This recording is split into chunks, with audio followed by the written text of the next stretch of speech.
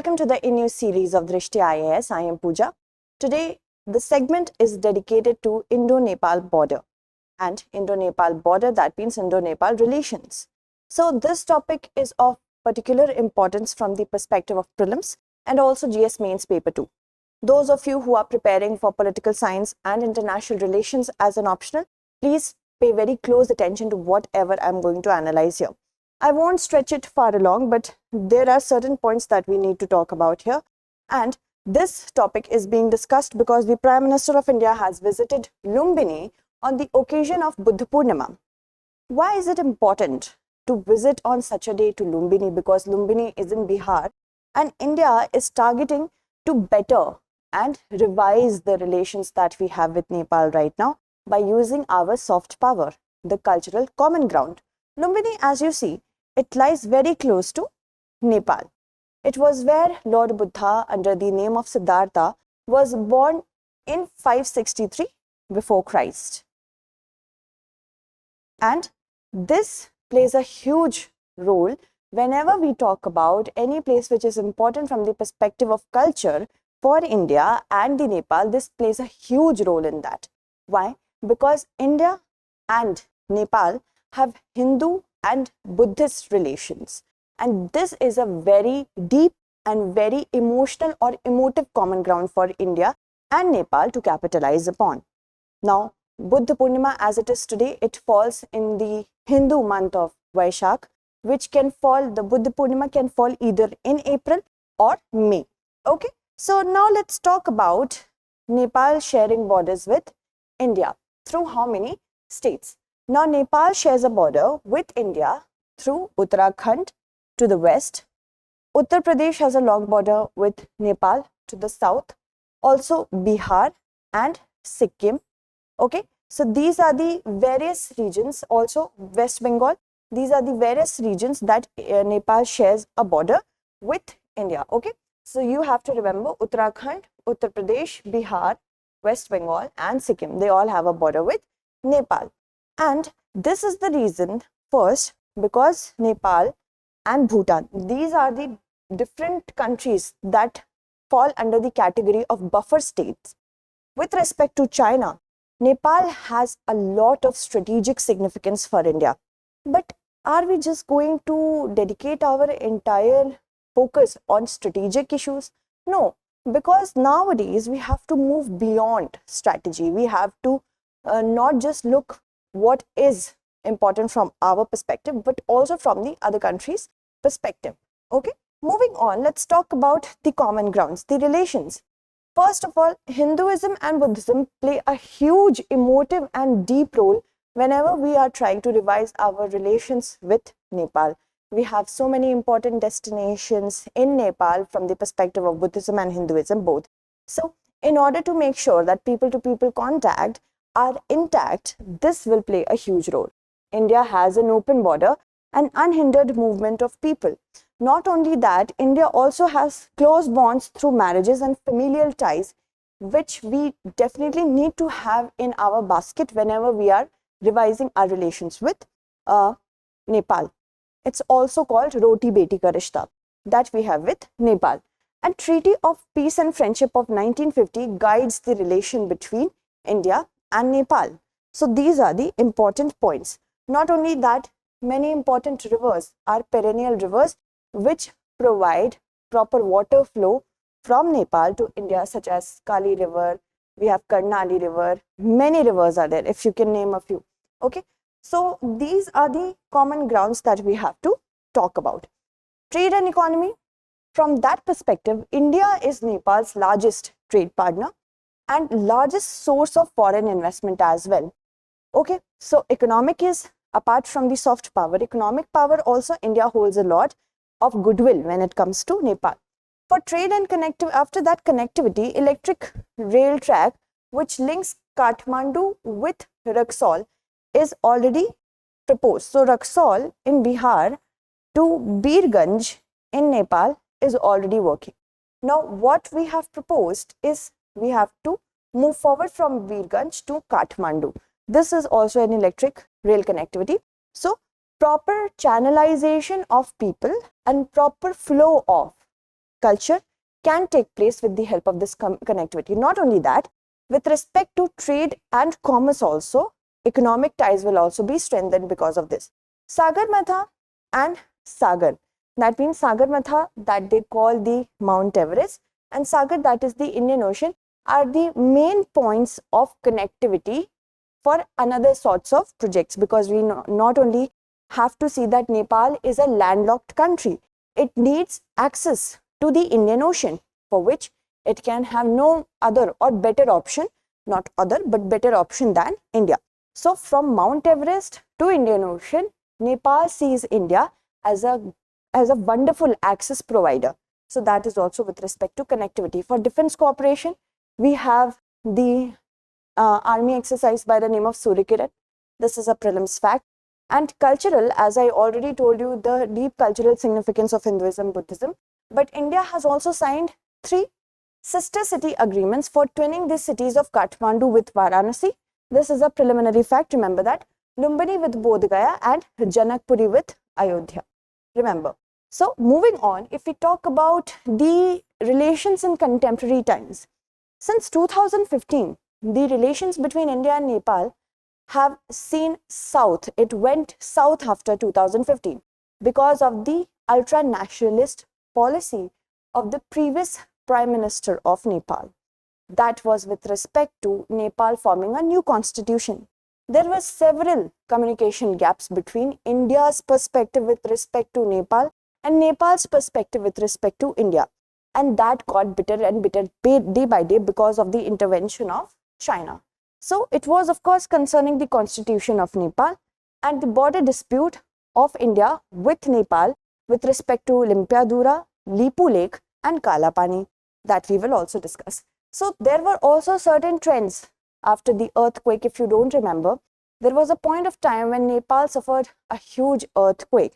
Then also there were certain misgivings that were aired out by the people with respect to Indian media, and social tools were used by those people as back of India and hashtag go back India. So this was the kind of narrative that has been in Nepal since 2015. And China's border encroachment of Nepalese territory in 2020, further it exacerbated the problem because the then Prime Minister did not want to acknowledge that China was encroaching and putting fences and territories trying to build a canal in the region of Nepal. In fact, late response was also there to India's call for border talks because we had our own border disputes with Nepal.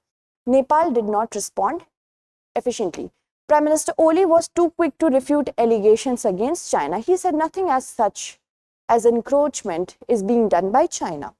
And neighborhood first policy of India is very important in this from this perspective because we have to safeguard our territory, and until and unless we have a stronger country as our neighbor, this won't be possible. In fact, it will interest you to know that the current Prime Minister took the acknowledgement of the encroachment of China, and also he ordered a committee to be formed in order to know about the ground situation. The ground situation outrightly suggested that yes, China has encroached Nepalese territory and China is building fences and also trying to build a canal. So you see that how the ultra-nationalist policy of the previous Prime Minister was actually compromising with national integrity.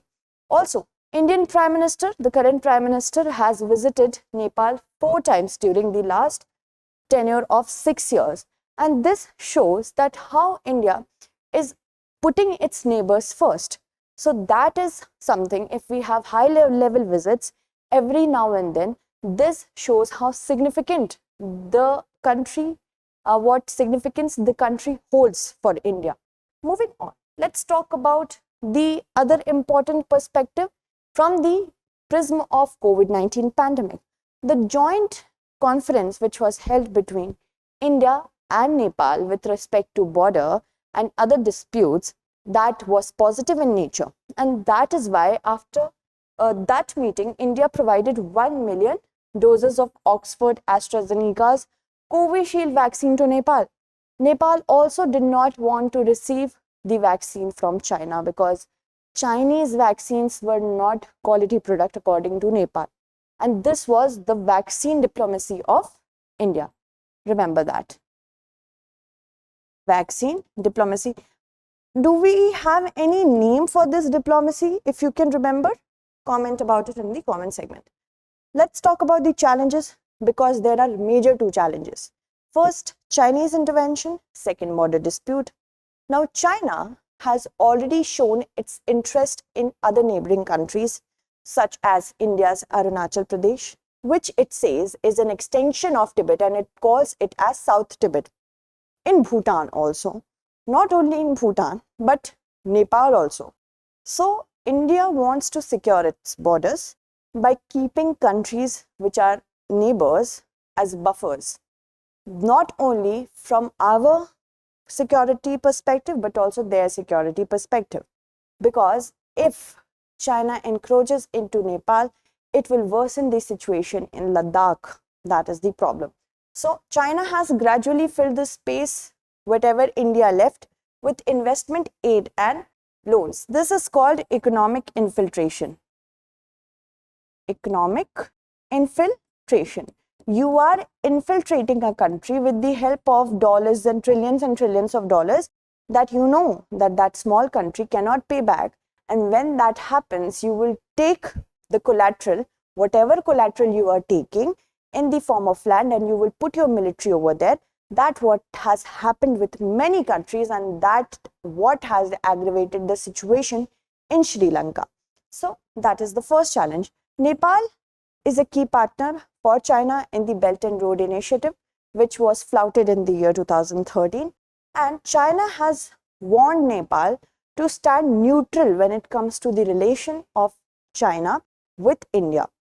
How is that possible? Because Nepal and India, they have cultural, historical, and many other important economic ties. How can that be possible?